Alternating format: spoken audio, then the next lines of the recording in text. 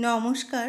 গল্পগাথা audio story চ্যানেলে আজ শুনবেন শরৎচন্দ্র চট্টোপাধ্যায়ের একটি হৃদয় ছুঁয়ে যাওয়া গল্প মহেশ। গল্প পাঠে আমি মাধুরী। গ্রামের নাম কাশীপুর। গ্রাম ছোট, জমিদার আরও ছোট। তবু দাপটে তার প্রজারা টু শব্দটি করিতে পারে না, এমনই প্রতাপ। ছোট ছেলের জন্মতিথি পূজা সারিয়া তর্করত্ন দ্বিপ্রহর বেলায় বাটি ফিরিতেছেন। বৈশাখ শেষ হইয়া আসে, কিন্তু মেঘের ছায়াটুকু কোথাও নাই। অনাবৃষ্টির আকাশ হইতে যেন আগুন ঝরিয়া পড়িতেছে। সম্মুখের দিগন্তজোড়া মাঠখানা জ্বলিয়া পুড়িয়া ফুটিফাটা হইয়া আছে, আর সেই লক্ষ্য ফাটল দিয়া ধরিত্রীর বুকের রক্ত নিরন্তর ধোয়া হইয়া উড়িয়া যাইতেছে। অগ্নিশিখার মতো তাহাদের সর্পিল ঊর্ধ্বগতির প্রতি চাহিয়া থাকিলে মাথা ঝিমঝিম করে, যেন নেশা লাগে।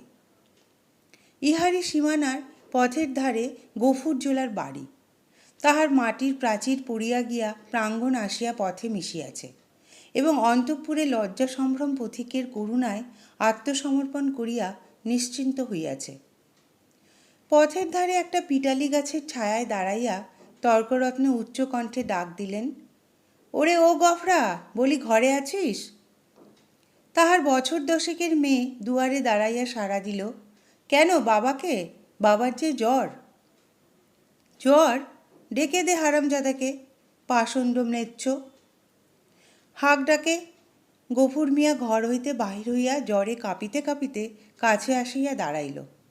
ভাঙা প্রাচীরের গা ঘেঁষিয়া একটা পুরাতন বাবলা গাছ, তাহার ডালে বাঁধা একটা সার।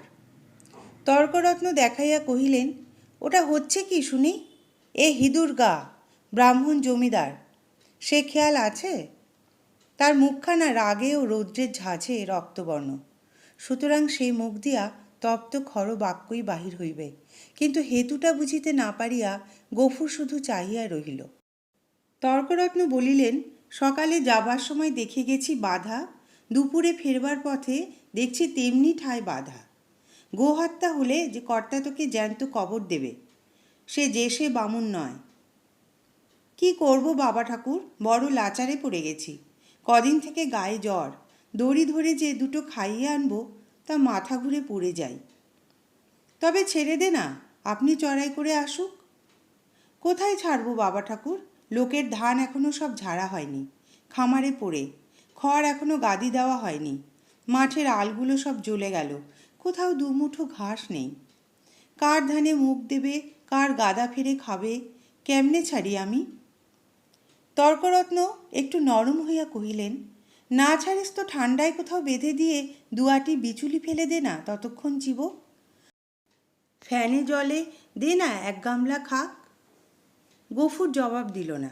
নিরুপায়ের মতো তর্করত্নের মুখের পানে চাহিয়া তাহার নিজের মুখ দিয়া শুধু একটা দীর্ঘ নিঃশ্বাস বাহির হইয়া আসিল।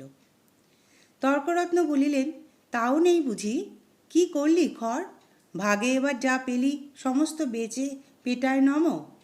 গরুটার জন্য একাটি ফেলে রাখতে নেই, ব্যাটা কসাই। এই নিষ্ঠুর অভিযোগে গফুরের যেন বাকরোধ হইয়া গেল। অনেক পরে ধীরে ধীরে কহিল, কাহুন খড় এবার ভাগে পেয়েছিলাম, কিন্তু গ্যালোসনের বকেয়া বলে কর্তামশাই সব ধরে রাখলেন। কেঁদে কেটে হাতে পায়ে পড়ে বললাম, বাবুমশাই, হাকিম তুমি, তোমার রাজত্বি ছেড়ে আর পালাবো কোথায়? আমাকে ৫-১০ বিচুলি না হয় দাও। চালে খড় নেই, একখানি ঘর, বাপ বেটিতে থাকি, তাও না হয় তালপাতার গোজা গাজা দিয়ে এ বর্ষাটা কাটিয়ে দেব, কিন্তু না খেতে পেয়ে আমার মহেশ মরে যাবে। তর্করত্ন হাসিয়া কহিলেন, ইস, সাত করে আবার নাম রাখা হয়েছে মহেশ, হেসে বাঁচি নে। কিন্তু এ বিদ্রূপ গফুরের কানে গেল না। সে বলিতে লাগিল, কিন্তু হাকিমের দয়া হলো না। মাস দুয়ের খোরাকের মতো ধান দুটি আমাদের দিলেন, কিন্তু বেবাক খড় সরকারে গাদা হয়ে গেল, ও আমার কুটোটি পেলে না। বলিতে বলিতে কণ্ঠস্বর তাহার অশ্রুভারে ভারী হইয়া উঠিল। কিন্তু তর্করত্নের তাহাতে করুণার উদয় হইল না। কহিলেন, আচ্ছা মানুষ তো তুই, খেয়ে রেখেছিস দিবি নে? জমিদার কি তোকে ঘর থেকে খাওয়াবে নাকি? তোরা তো রাম রাজত্বে বাস করিস, ছোট লোক কি না, তাই নিন্দে করে মরিস। গফুর লজ্জিত হইয়া বলিল, নিন্দে করব কেন বাবা ঠাকুর? নিন্দে তার আমরা করি নে, কিন্তু কোথা থেকে দিই বলো তো? বিঘে চারেক জমি ভাগে করি, কিন্তু উপরি উপরি দূষণ অজন্মা। মাঠের ধান মাঠে শুকিয়ে গেল, বাপ বেটিতে দুবেলা দুটো পেট ভরে খেতে পর্যন্ত পাইনি। ঘরের পানে চেয়ে দেখো, বৃষ্টি বাদলে মেয়েটাকে নিয়ে কোণে বসে রাত কাটাই, পা ছড়িয়ে শোবার ঠাঁই মেলে না। মহেশকে একটিবার তাকিয়ে দেখো, পাজরা গোনা যাচ্ছে। দাও না ঠাকুরমশাই, কাহন দুই ধার, গরুটাকে দুদিন পেট পুড়ে খেতে দিই। বলিতে বলিতেই সে ধপ করিয়া ব্রাহ্মণের পায়ের কাছে বসিয়া পড়িল। তর্করত্ন তীরবৎ দুপা পিছাইয়া গিয়া বলিলেন, মরণ, ছুঁয়ে ফেলবি নাকি? না বাবা ঠাকুর, ছোবো কেন, ছোবো না। কিন্তু দাও এবার আমাকে কাহন দুই খড়। তোমার চারটে গাদা সেদিন দেখে এসেছি, একটি দিলে তুমি টেরও পাবে না। আমরা না খেয়ে মরি, ক্ষতি নেই, কিন্তু ও আমার অবলা জীব, কথা বলতে পারে না, শুধু চেয়ে থাকে আর চোখ দিয়ে জল পড়ে। তর্করত্ন কহিল, ধার নিবি, শুধবি কি করে শুনি? গফুর আশান্বিত হইয়া ব্যগ্রস্বরে বলিয়া উঠিল, যেমন করে পারি শুধব বাবা ঠাকুর, তোমাকে আমি ফাঁকি দেব না। তর্করত্ন মুখে এক প্রকার শব্দ করিয়া গফুরের ব্যাকুল কণ্ঠের অনুকরণ করিয়া কহিলেন, ফাঁকি দেব না, যেমন করে পারি শুধব। রসিক নাগর, যা যা সর, পথ ছাড়, ঘরে যাই, বেলা বয়ে গেল। এই বলিয়া তিনি একটু মুচকিয়া হাসিয়া পা বাড়াইয়া সহসা সভয়ে পিছাইয়া গিয়া সক্রোধে বলিয়া উঠিলেন, মরণ, সিংনেরে তেড়ে আসে যে, গুতবে নাকি? গফুর উঠিয়া দাঁড়াইল। ঠাকুরের হাতে ফলমূল ও ভেজা চালের পুটুলি ছিল, সেইটা দেখাইয়া কহিল, গন্ধ পেয়েছে, এক মুঠো খেতে চায়। খেতে চায়? তা বটে, যেমন চাষা তার তেমনি বলদ, খড় জোটে না, চালকলা খাওয়া যায়।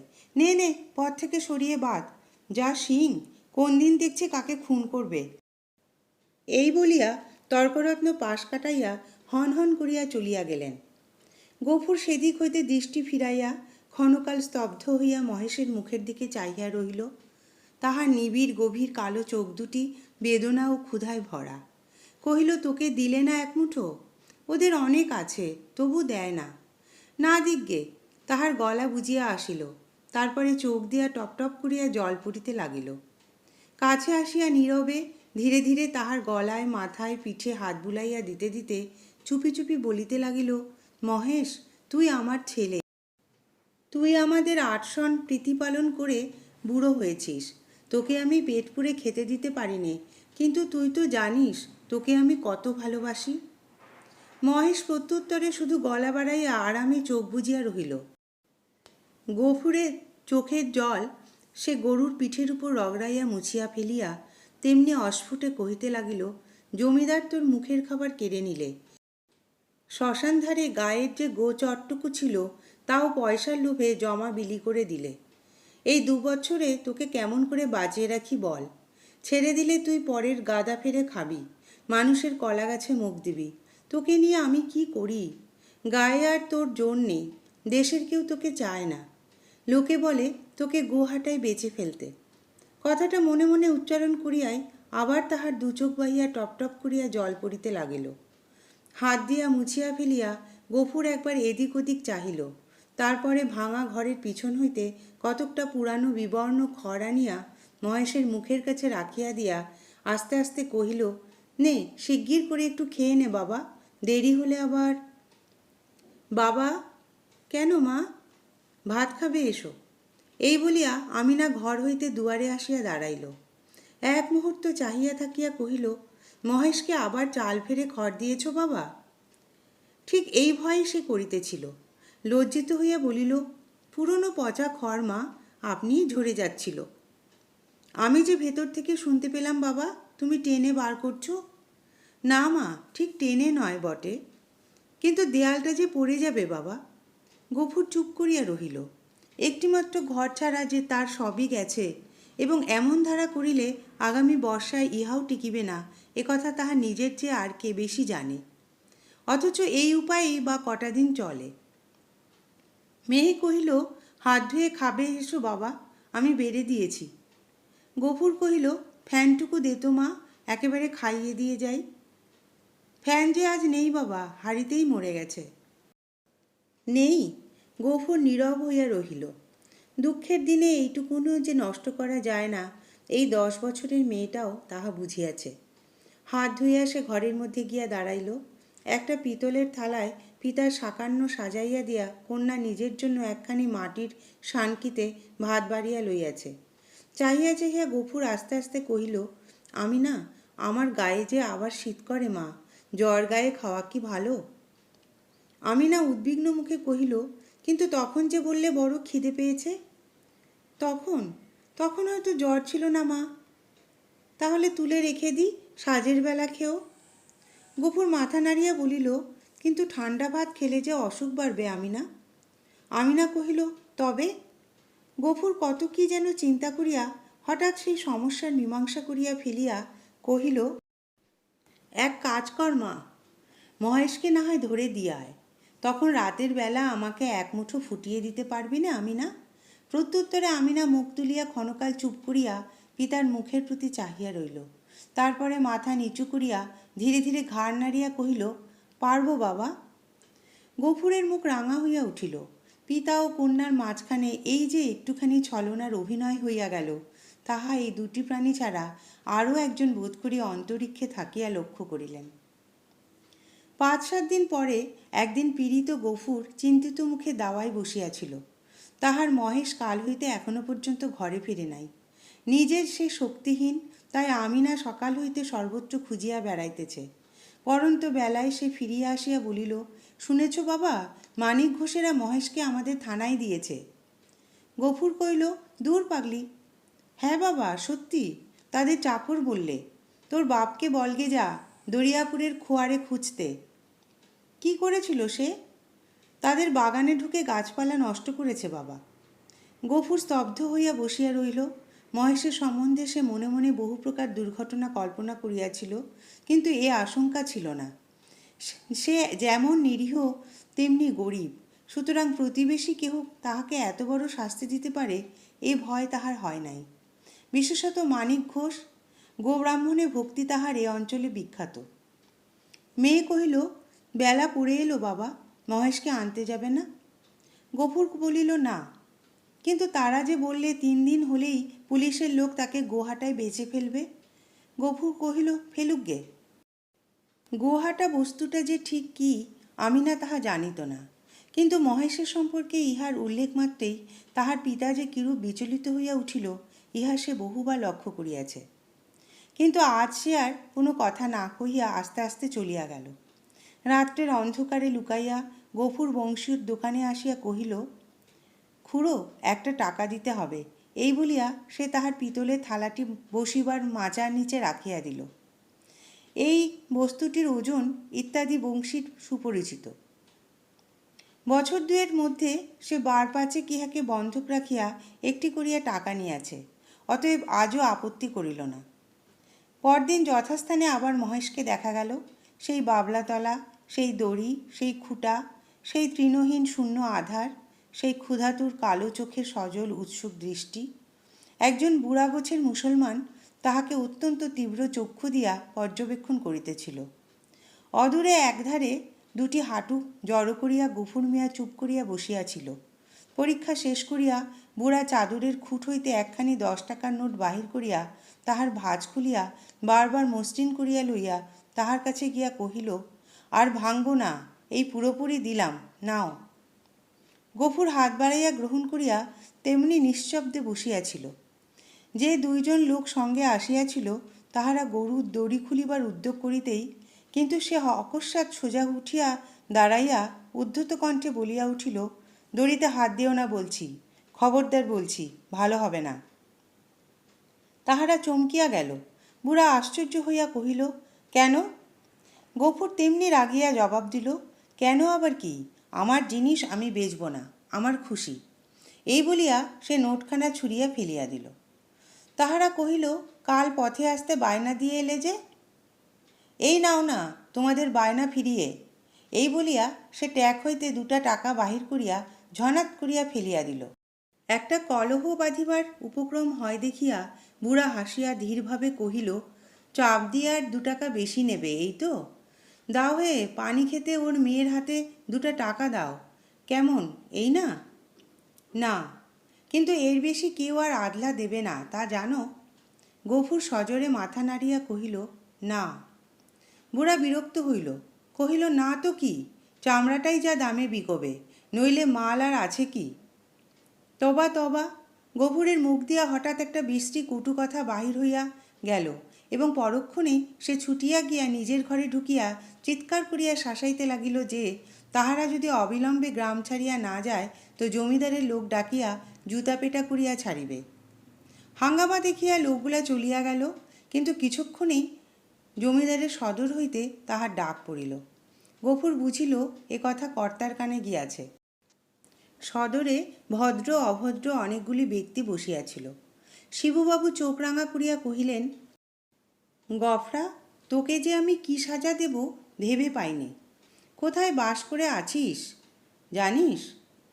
গফুর হাত জোর করিয়া কহিল, জানি, আমরা খেতে পাইনি, নইলে আজ আপনি যা জরিমানা করতেন আমি না করতাম না। সকলেই বিস্মিত হইল। এই লোকটাকে জেদি এবং বদমেজাজি বলিয়াই তাহারা জানিত।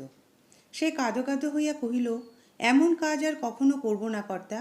এই বলিয়া সে নিজের 2 হাত দিয়া নিজের 2 কান মলিল এবং প্রাঙ্গণের একদিক হইতে আরেক দিক পর্যন্ত নাকখত দিয়া উঠিয়া দাঁড়াইল। শিবুবাবু সদয় কণ্ঠে কহিলেন, আচ্ছা, যা যা হয়েছে, আর কখনো এসব মতিবুদ্ধি করিসনি। বিবরণ শুনিয়া সকলেই কণ্টকিত হইয়া উঠিলেন এবং এ মহাপাতক যে শুধু কর্তার পূর্ণ প্রভাবে ও শাসন ভয়ে নির্বারিত হইয়াছে সে বিষয়ে কাহারও সংশয়মাত্র রহিল না। তর্করত্ন উপস্থিত ছিলেন। তিনি গো শব্দে শাস্ত্রীয় ব্যাখ্যা করিলেন এবং যে জন্য এই ধর্মজ্ঞানহীন ম্লেচ্ছ জাতিকে গ্রামের ত্রিসীমানায় বসবাস করিতে দেওয়া নিষিদ্ধ তাহা প্রকাশ করিয়া সকলের জ্ঞাননেত্র বিকশিত করিয়া দিলেন। গফুর একটা কথার জবাব দিল না। যথার্থ প্রাপ্য মনে করিয়া অপমান ও সকল তিরস্কার সবিনয়ে মাথা পাতিয়া লইয়া প্রসন্ন চিত্তে ঘরে ফিরিয়া আসিল।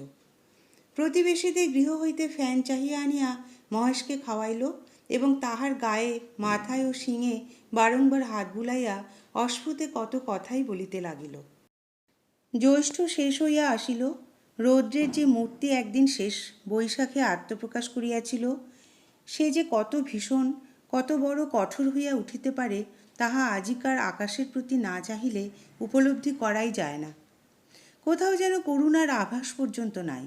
কখনো এ রূপের লেশমাত্র পরিবর্তন হইতে পারে, আবার কোনো দিন এ আকাশ মেঘভারে স্নিগ্ধ সজল হইয়া দেখা দিতে পারে। আজ এ কথা ভাবিতেও যেন ভয় হয়। মনে হয় সমস্ত প্রজ্বলিত নভস্থল ব্যাপিয়া যে অগ্নি অহরহ ঝরিতেছে ইহার অন্ত নাই, সমাপ্তি নাই। সমস্ত নিঃশেষে দগ্ধ হইয়া না গেলে এ আর থামিবে না। এমনই দিনে দ্বিপ্রহর বেলায় গফুর ঘরে ফিরিয়া আসিল। পরের দ্বারে জনমজুর খাটা তাহার অভ্যাস নয় এবং মাত্র দিন 4-5 তাহার জ্বর থামিয়াছে, কিন্তু দেহ যেমন দুর্বল তেমনি শ্রান্ত। তবুও আজ সে কাজের সন্ধানে বাহির হইয়াছিল, কিন্তু এই প্রচণ্ড রৌদ্র কেবল তাহার মাথার উপর দিয়া গিয়াছে, আর কোনো ফল হয় নাই। ক্ষুধায়, পিপাসায় ও ক্লান্তিতে সে প্রায় অন্ধকার দেখিতেছিল। প্রাঙ্গণে দাঁড়াইয়া হাঁক দিল, আমি না, ভাত হয়েছে রে। মেয়ে ঘর হইতে আস্তে আস্তে বাহির হইয়া নিরুত্তরে খুঁটি ধরিয়া দাঁড়াইল। জবাব না পাইয়া গফুর চেঁচাইয়া কহিল, হয়েছে ভাত? কি বললি, হয়নি? কেন শুনি? চাল নেই বাবা। চাল নেই? সকালে আমাকে বলিসনি কেন? তোমাকে রাত্রিরে যে বলেছিলুম। গফুর মুখ ভেঙাইয়া তাহার কণ্ঠস্বর অনুকরণ করিয়া কহিল, রাত্রিরে যে বলেছিলুম? রাত্রিরে বললে কারণ মনে থাকে? নিজের কর্কশ কণ্ঠে ক্রোধ তাহার দ্বিগুণ বাড়িয়া গেল। মুখ অধিকতর বিকৃত করিয়া বলিয়া উঠিল, চাল থাকবে কি করে? রোগা বাপ খাক আর না খাক, বুড়ো মেয়ে 4-5 করে ভাত গিলবি। এবার থেকে চাল আমি কুলুপ বন্ধ করে বাইরে যাব। দে 1 ঘটি জল দে, তেষ্টায় বুক ফেটে গেল। বল তাও নেই। আমি না তেমনি অধোমুখে দাঁড়াইয়া রহিল।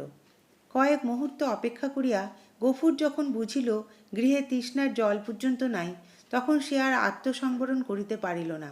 দ্রুত পদে কাছে গিয়া ঠাস করিয়া সশব্দে তাহার গালে এক চর কষাইয়া দিয়া কহিল, মুখ পোড়া হারামজাদা মেয়ে, সারাদিন তুই করিস কি? এত লোকে মরে, তুই মরিস নি? মেয়ে কথাটি কহিল না।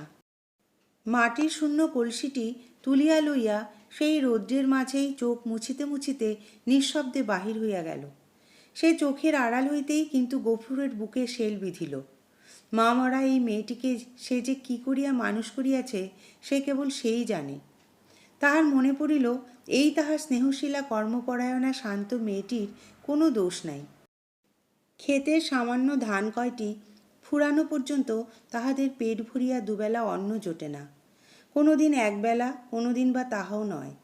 দিনে ৫-৬ বার ভাত খাওয়া যেমন অসম্ভব, তেমনি মিথ্যা এবং পিপাসার জল না থাকার হেতুও তাহার অবিদিত নয়। গ্রামে যে ২-৩টা পুষ্করিণী আছে তাহা একেবারে শুষ্ক। শিবচরণবাবুর খিড়কির পুকুরে যা একটু জল আছে তাহা সাধারণে পায় না। অন্যান্য জলাশয়ের মাঝখানে ২-১টা গর্ত খুঁড়িয়া যাহা কিছু জল সঞ্চিত হয় তাহাতে যেমন কাড়াকাড়ি তেমনি ভিড়। বিশেষত মুসলমান বলিয়া এই ছোট মেয়েটা তো কাছেই ঘেঁষিতে পারে না। ঘণ্টার পর ঘণ্টা দূরে দাঁড়াইয়া বহু অনুনয় বিনয়ে কেহ দয়া করিয়া যদি তাহার পাত্রে ঢালিয়া দেয়, সেইটুকুই সে ঘরে আনে। এই সমস্ত সে জানে। হয়তো আর জল ছিল না, কিংবা কাড়াকাড়ির মাঝখানে কেউ মেয়েকে তার কৃপা করিবার অবসর পায় নাই। এমনই কিছু একটা হইয়া থাকিবে নিশ্চয়ই, বুঝিয়া তাহার নিজের চোখেও জল ভরিয়া আসিল। এমনই সময়ে জমিদারের পেয়াদা যমদূতের ন্যায় আসিয়া প্রাঙ্গণে দাঁড়াইল। চিৎকার করিয়া ডাকিল, গফরা, ঘরে আছিস? গফুর তিক্ত কণ্ঠে সাড়া দিয়া কহিল, আছি। কেন? বাবুমশাই ডাকছেন, আয়। গফুর কহিল, আমার খাওয়া দাওয়া হয়নি, পরে যাব। এত বড় স্পর্ধা পেয়াদা সহ্য হইল না। সে কুৎসিত একটা সম্বোধন করিয়া কহিল, বাবুর হুকুম, জুতো মারতে মারতে টেনে নিয়ে যেতে। গফুর দ্বিতীয়বার আত্মবিস্মৃত হইল। সেও একটা দুর্বাক্য উচ্চারণ করিয়া কহিল, মহারানীর রাজত্বে কেউ কারুর গোলাম নয়। খাজনা দিয়ে বাস করি, আমি যাব না। কিন্তু সংসারে অত ক্ষুদ্রের অত বড় দোহাই দেওয়া শুধু বিফল নয়, বিপদেরও কারণ। রক্ষা এই যে অত ক্ষীণকণ্ঠ অত বড় কানে গিয়া পৌঁছায় না। না হইলে তাহার মুখের অন্ন ও চোখের নিদ্রা দুই ঘুচিয়া যাইত। তাহার পরে কি ঘটিল বিস্তারিত করিয়া বলার প্রয়োজন নাই। কিন্তু ঘণ্টাখানেক পর যখন সে জমিদারের সদর হইতে ফিরিয়া ঘরে গিয়া নিঃশব্দে শুইয়া পড়িল, তখন তাহার চোখ মুখ ফুলিয়া উঠিয়াছে। তাহার এত বড় শাস্তির হেতু প্রধানত মহেশ। গফুর বাটি হইতে বাহির হইবার পরে সেও দড়ি ছিঁড়িয়া বাহির হইয়া পড়ে এবং জমিদারের প্রাঙ্গণে ঢুকিয়া ফুল গাছ খাইয়াছে, ধান শুকাইতেছিল তাহা ফেলিয়া ছড়াইয়া নষ্ট করিয়াছে, পরিশেষে ধরিবার উপক্রম করায় বাবুর ছোট মেয়েকে ফেলিয়া দিয়া পলায়ন করিয়াছে। এরূপ ঘটনা এই প্রথম নয়, ইতিপূর্বেও ঘটিয়াছে। শুধু গরিব বলিয়াই তাহাকে মাফ করা হইয়াছিল। পূর্বের মতো এবারও সে আসিয়া হাতে পায়ে পড়িলে হয়তো ক্ষমা করা হইত, কিন্তু সে যে কর দিয়া বাস করে বলিয়া কাহারও গোলাম নয় বলিয়া প্রকাশ করিয়াছে, প্রজার মুখে এত বড় স্পর্ধা জমিদার হইয়া শিবচরণবাবু কোনো মতেই সহ্য করিতে পারেন নাই। সেখানে সে প্রহার ও লাঞ্ছনার প্রতিবাদ মাত্র করে নাই, সমস্ত মুখ বুজিয়া সহিয়াছে। ঘরে আসিয়াও সে তেমনি নিঃশব্দে পড়িয়া রহিল। ক্ষুধা তৃষ্ণার কথা তাহার মনে হইল না, কিন্তু বুকের ভেতরটা যেন বাহিরের মধ্যাহ্ন আকাশের মতোই জ্বলিতে লাগিল। এমন কতক্ষণ কাটিল তাহার হুঁশ ছিল না, কিন্তু প্রাঙ্গণ হইতে সহসা তাহার মেয়ের আর্তকণ্ঠ কানে যাইতেই সে সবেগে উঠিয়া দাঁড়াইল এবং ছুটিয়া বাহিরে আসিয়া দেখিল আমিনা মাটিতে পড়িয়া এবং বিক্ষিপ্ত ভাঙা ঘট হইতে জল ঝরিয়া পড়িতেছে, আর মহেশ মাটিতে মুখ দিয়া সেই জল মরুভূমির মতো যেন শুষিয়া খাইতেছে। চোখের পলক পড়িল না। গফুর দিকবিদিক জ্ঞানশূন্য হইয়া গেল। মেরামত করিবার জন্য কাল সে তাহার লাঙলটির মাথাটা খুলিয়া রাখিয়াছিল, তাহাই ২ হাতে গ্রহণ করিয়া সে মহেশের অবনত মাথার উপরে সজোরে আঘাত করিল। একটিবার মাত্র মহেশ মুখ তুলিবার চেষ্টা করিল, তাহার পরেই তাহার অনাহার ক্লিষ্ট শীর্ণ দেহ ভূমিতলে লুটাইয়া পড়িল। চোখের কোণ বাহিয়া কয়েক বিন্দু অশ্রু ও কান বাহিয়া কয়েক ফোঁটা রক্ত গড়াইয়া পড়িল। বার দুই সমস্ত শরীরটা তাহার থরথর করিয়া কাঁপিয়া উঠিল। তারপরে সম্মুখ ও পশ্চাতের পা দুটো তাহার যতদূর যায় প্রসারিত করিয়া দিয়া মহেশ শেষ নিঃশ্বাস ত্যাগ করিল। আমিনা কাঁদিয়া উঠিয়া বলিল, কি করলে বাবা? আমাদের মহেশ যে মরে গেল। গফুর নড়িল না, জবাব দিল না, শুধু নির্নিমেষ চক্ষে আর একজোড়া নিমেষহীন গভীর কালো চক্ষের পানে চাহিয়া পাথরের মতো নিশ্চল হইয়া রহিল। ঘণ্টা দুয়েকের মধ্যে সংবাদ পাইয়া গ্রামান্তরের মুচির দল আসিয়া জুটিল। তাহারা বাসে বাঁধিয়া মহেশকে ভাগাড়ে লইয়া চলিল। তাহাদের হাতে ধারালো চকচকে ছুরি দেখিয়া গফুর শিহরিয়া চক্ষু মুদিল, কিন্তু একটা কথাও কহিল না। পাড়ার লোকে কহিল, তর্করত্নের কাছে ব্যবস্থা নিতে জমিদার লোক পাঠিয়েছেন। প্রাচিত্যের খরচ জোগাতে এবার তোকে ভিটে না বেচতে হয়। গফুর এ সকল কথারও উত্তর দিল না। দুই হাঁটুর উপর মুখ রাখিয়া ঠায় বসিয়া রহিল। অনেক রাত্রে গফুর মেয়েকে তুলিয়া কহিল, আমিনা, চল আমরা যাই। সে দাওয়ায় ঘুমাইয়া পড়িয়াছিল। চোখ মুছিয়া উঠিয়া বসিয়া কহিল, কোথায় বাবা? গফুর কহিল, ফুলবেড়ে চটকলে কাজ করতে। মেয়ে আশ্চর্য হইয়া চাহিয়া রহিল। ইতিপূর্বে অনেক দুঃখেও পিতা তাহার কলে কাজ করিতে রাজি হয় নাই। সেখানে ধর্ম থাকে না, মেয়েদের ইজ্জত আবরু থাকে না, এ কথা সে বহুবার শুনিয়াছে। গফুর কহিল, দেরি করিস নে মা, চল, অনেক পথ হাঁটতে হবে। আমিনা জল খাইবার ঘটি ও পিতার ভাত খাইবার পিতলের থালাটি সঙ্গে লইতেছিল। গফুর নিষেধ করিল, ওসব থাক মা, ওতে আমার মহেশের প্রাচিত্তির হবে। অন্ধকার গভীর নিশীথে সে মেয়ের হাত ধরিয়া বাহির হইল। এ গ্রামে আত্মীয় কেহ তাহার ছিল না, কাহাকেও বলিবার কিছু নাই।